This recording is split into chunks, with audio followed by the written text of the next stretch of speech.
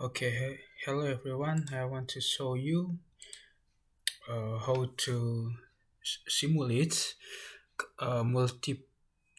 several type of converter using TyphoonSim. So this is TyphoonSim. This is quite different with the the Typhoon Health software. This is actually the Typhoon Health software, but it's a special function of the Typhoon Health software. So uh, to get the license, you can visit the website of Typhoon Hill, and you you get the account for yourself, register your account, and then you can get the license. And you can check here. It's my license. And you can check in the toolbox license whether you have the TyphoonSim license or not. Okay, this is my license of TyphoonSim, and as you can see, this license is active but requires user authentication. Okay, so before you use this simulator, you should sign in this. You can sign in. This is my account, and then yeah, you can freely use this simulation. Okay, so this is, yeah, it's quite easy to simulate the converter in this simple converter in this simulator, because yeah, in this I can show you how we can easily simulate the models. Okay, so first one is the boost converter. So it can make the voltage output higher than the voltage input. Okay, uh, and the principle of the boost converter is that it's use switch. In this case is AGBT, and AGBT will open and close in some duty cycle, and then from the duty cycle and from the modulation, it can produce the higher voltage. Okay, so I don't want to cover the mathematical things in this video. I just want to show you how to um, uh, use this TyphoonSim to simulate the converter. So this is the boost converter. You can see that there is a voltage input. I use 35 volt, and then I use resistor here. I use inductor here, and then I use switch IGBT as a switch, and then there is a diode, and this is actually in the boost converter. Yeah. The IGBT and the diode is the core of the uh, boost converter, and then this is a capacitor to filter the output of the switching. Okay, and then for the for the modulation, we can use two options. First is the closed loop control. Yeah, so you can use PI here, and this is the P, and then this is the I. Yeah, to do to yeah to give a modulation reference for the PWM modulator here. Yeah, this is comparing the modulation signal with the triangle signal. Okay, so yeah, you can control this IGBT by the PWM closed loop signal, or you can just use simple square wave source here. You can state what is the duty cycle and then the frequency. The okay, so yeah, there is a two option and I can show you. But before that, I want to show you how to insert the component from the library. So you can easily just type this in this library, just IGBT, for example, and then you can drag and drop just like that, yeah. And yeah, this is the actually you can we have library of push converter. Yeah, this is a we have IGBT and we have diode, but if you want to make it simple, we can just use the library of push converter. Okay, so yeah, this is the same, right? Yeah, this is the switching in parallel with the diode. Yeah, but in this library we don't use IGBT, but yeah, it's the same. Yeah. It's the same. You can use either this library or you can use this uh, IGBT and diode in separate unit. Yeah. So it depends on your preference. Okay, but you can use those model actually. Okay, so this is the basic of the boost converter, and then we want to make the 35 voltage input into 75 voltage output.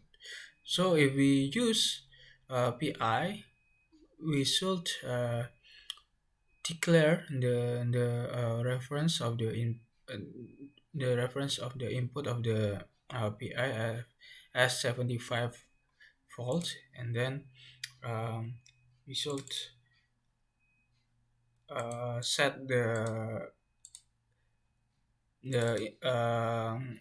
gain of integrator and the gain of the proportional. Yeah, we can see that here. Yeah. Okay. Okay. So if you want to simulate, just push this button. Yeah, start TyphoonSim, and then you can define the stop time of your simulation. I just use 0.2 second, so it's quite short. It's quite short time. Okay, so and then this is the scope. Okay, you can just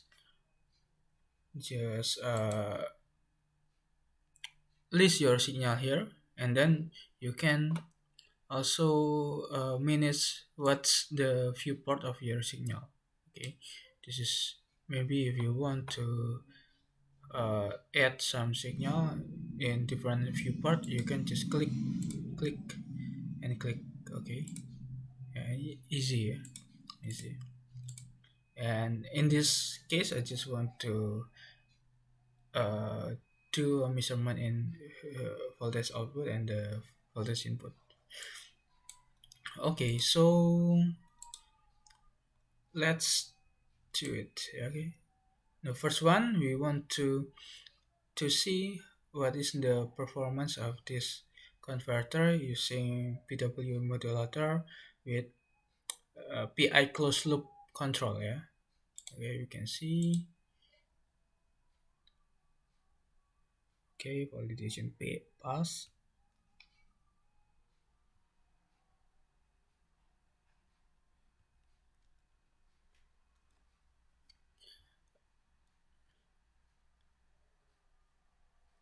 Okay,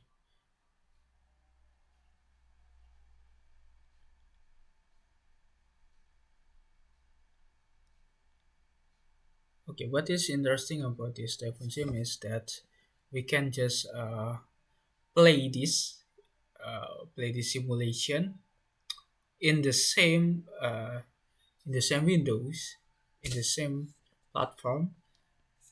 If we compare it to the Typhoon Hill simulators, yeah, it's a Typhoon Sim simulator. If we compare it to the Typhoon Hill is we have two different platform. First is the schematic editor to model your simulation, and then you compile your simulation, and then you can see the result in the SCADA Hill. But in this Typhoon Sim, you can actually model your modeling your simulation and see the result in the same platform. You don't need to. Yeah, it's just make it more simple than using the Typhoon Hill software. Okay, simulation is running now.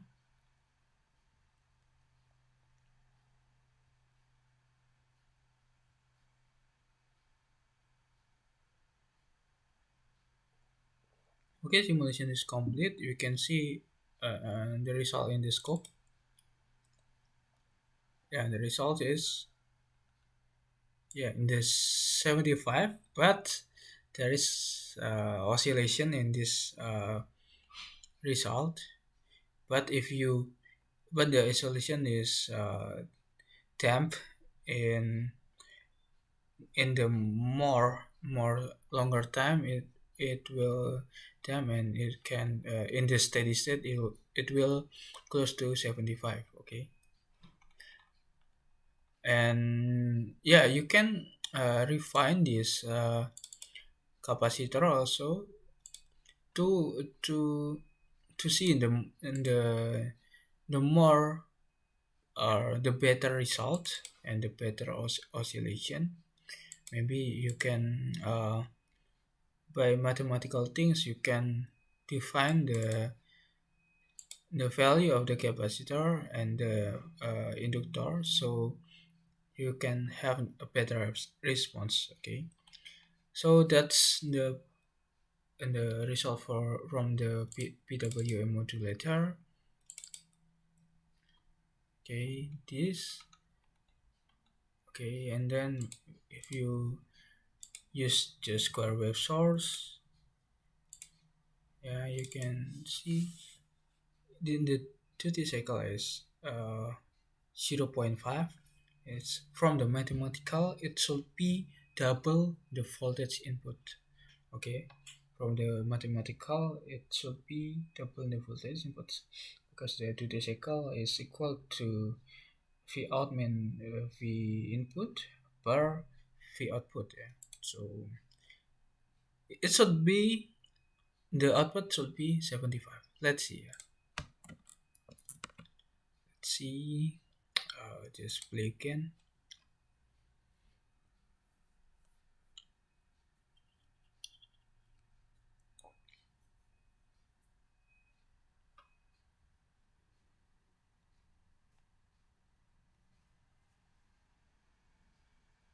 Okay. So I don't cover the mathematical things in this video. You can easily search about the mathematical formulation of this converter in internet, and you can see the relation about V voltage input, voltage output, and the duty cycle of the switch.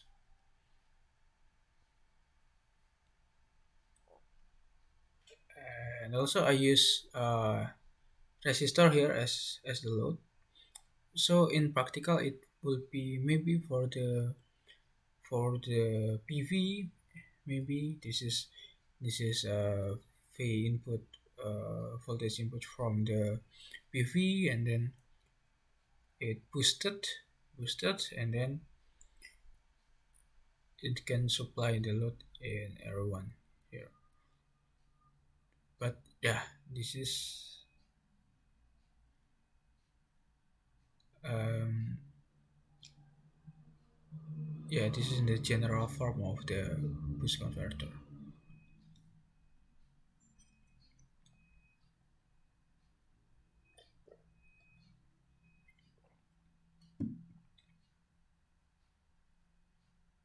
Okay, simulation is completed.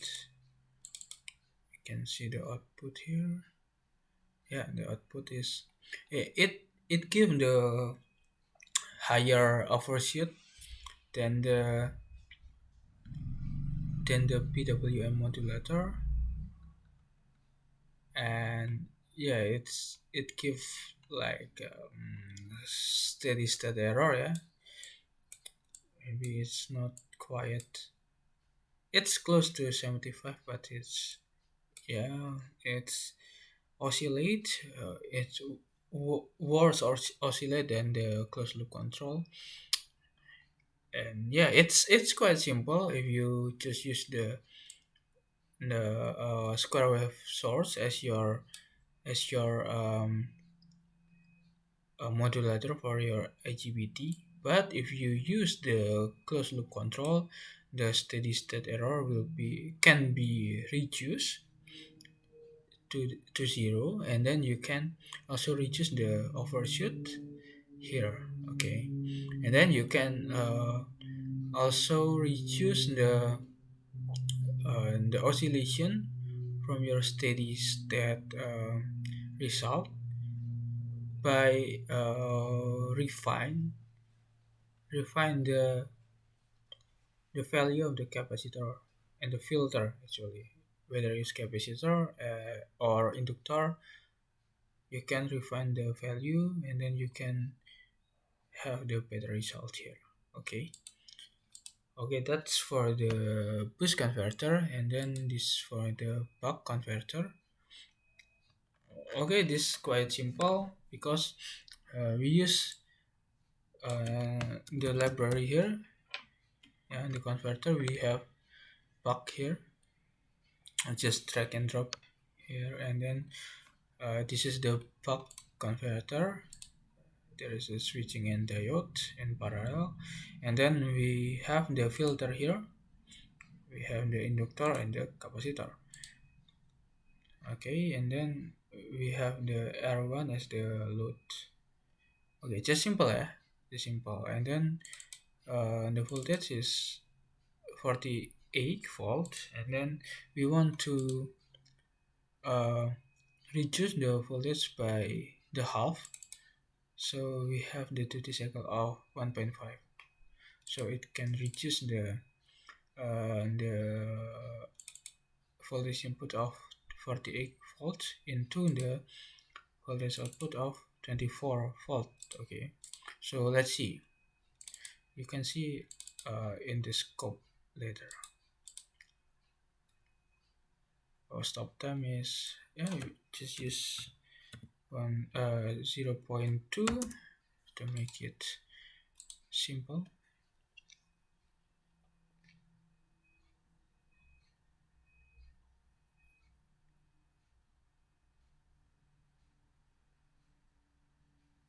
Okay, just look at the, yeah, there is some overshoot here, but the response is quite good, right?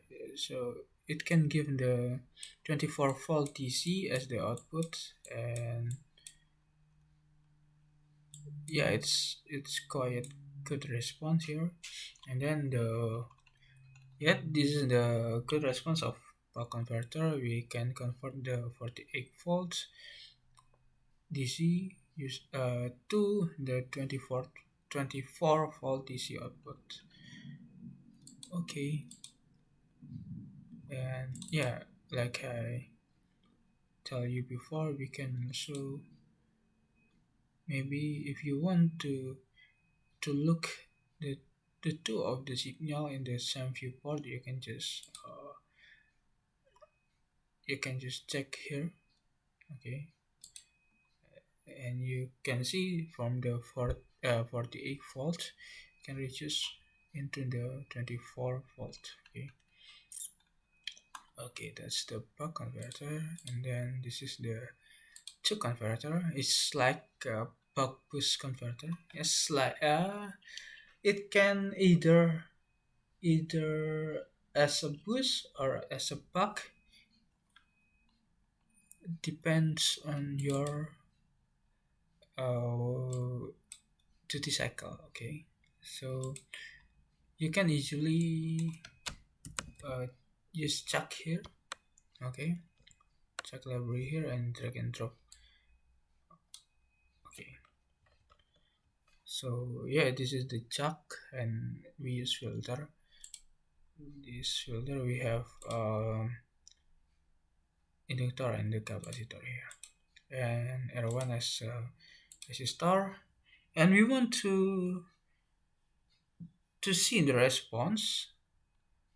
The we want to do the same, that is to lower the voltage of the voltage input, but using two different converter. First is the chuck and second is the buck, and we can see the difference of between those two signals. Yeah, I'm sorry, those two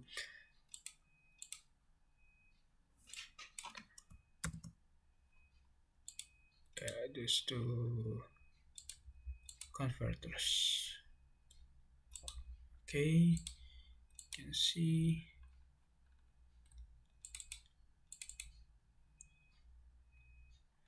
Yeah, this is the result. I don't want to to minimize the time. I don't want to I don't want to rerun the simulation, but you can see the results. First is this is the same voltage input, yeah, 48 volts, and then we want to reduce the voltage output by half of the voltage input, and you can see in the chuck converter uh, the result is like opposite the sign of the input, so the output is like minus 24. It should be minus 24. Okay, but you can see it's not quite minus 24. It's like minus 21 and 20, minus 20. So yeah, it's give a steady state error here, and then if you use the buck converter, it have the same polarity as the voltage input, and the result is quite good, yeah, in 24. Okay, we can compare also. We just don't want the voltage input, just compare the voltage output, right? Oh no, because it can.